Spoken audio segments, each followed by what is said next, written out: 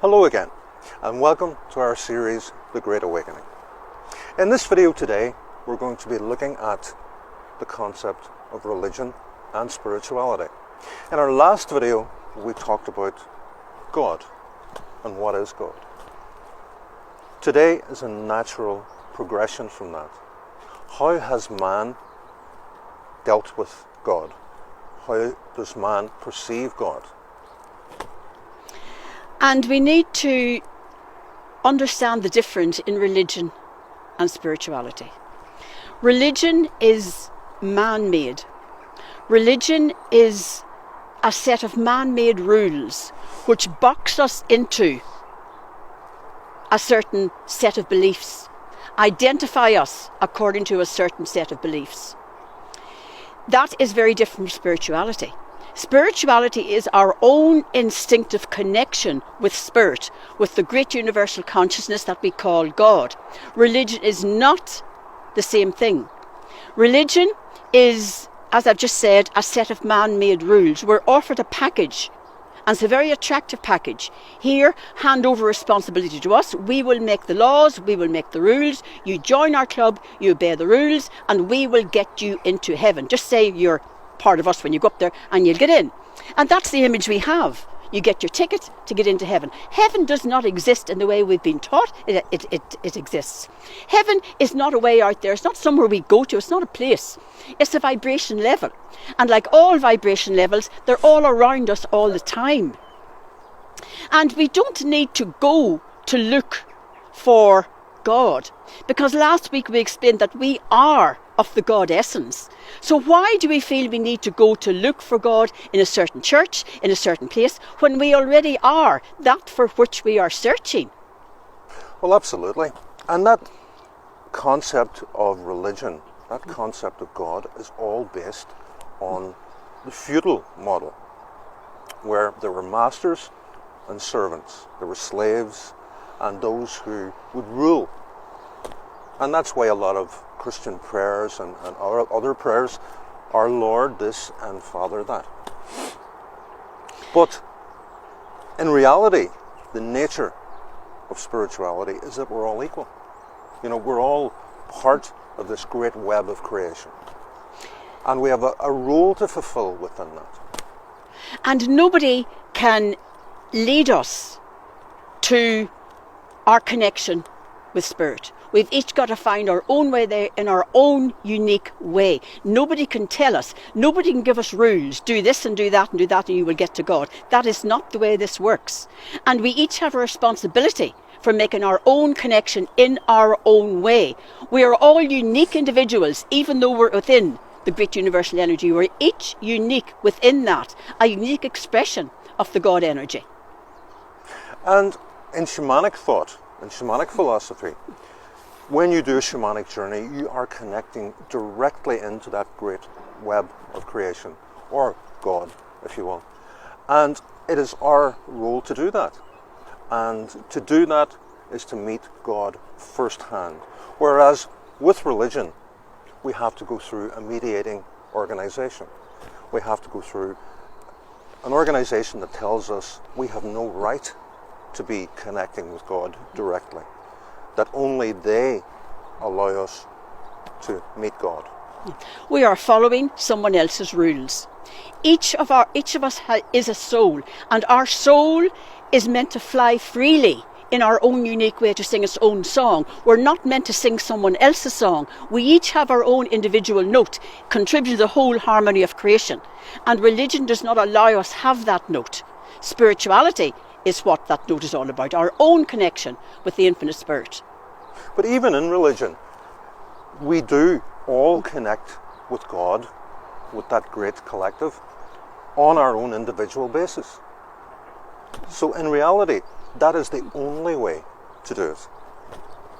And following from that, we must talk about prayer and meditation. Prayer is a religious thing. It's a religion. Religion deals with prayer. It's an outward expression of your, what would I call your belief.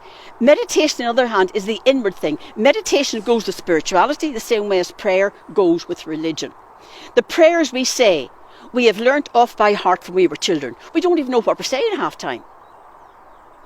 I'm not saying that prayer is not good. That's not what I'm saying. I'm saying that yes, prayer is good, and people praying together, collective prayer is very good, because we're back to energy again. When you're praying for someone or you're praying collectively, you're on a good intent, aren't you usually? And where intention goes, energy flows. And praying together and praying in great groups has a wonderful effect. Yes, it's good, because it sends out an energy that collects more of the same to it and comes back to us multiplied. So I'm not telling you do not pray. We're not saying that.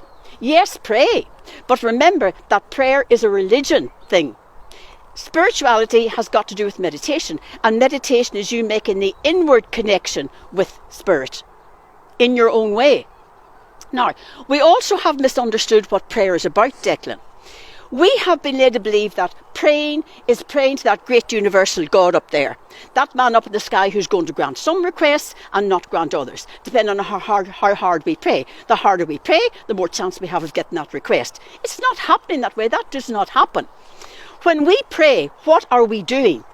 We said last week about we are naturally the God essence. That is our natural state of being. And we have stepped down our energy in order to take on physicality and mass.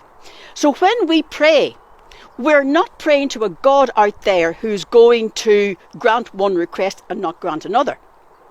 What are we doing? And I've got to explain to you here the difference in soul and your higher self. Your soul is the overall part of everything you are, you ever were, you ever will be. Now, every time you come into an incarnation in this existence, you don't need to take your whole soul with you. You don't need to know where you were the last time around or anything else. You only need a small percentage, maybe 5%, to take with you. Where does the rest of your soul go? The rest of your soul stays in the higher vibration level of love and pure light. And that's what we call our higher self. That is you in your pure, undiluted God essence, the part you haven't had to step down in order to take on physicality. And when you're praying, you're not praying to an external God. You are praying, you are connected with your own higher self, which is you in all your wisdom. Your higher self knows everything. There is nothing your higher self does not know, because it is God in God's pure, undiluted essence. So you're connected with your own higher self to get the wisdom and the intuition which will lead you and guide you on to whatever it is you need to be guided. It's not an external God who's going to help you.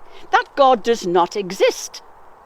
It's your own higher self, which is you in your pure, undiluted God essence, the part that has not been stepped down in order to take on physicality.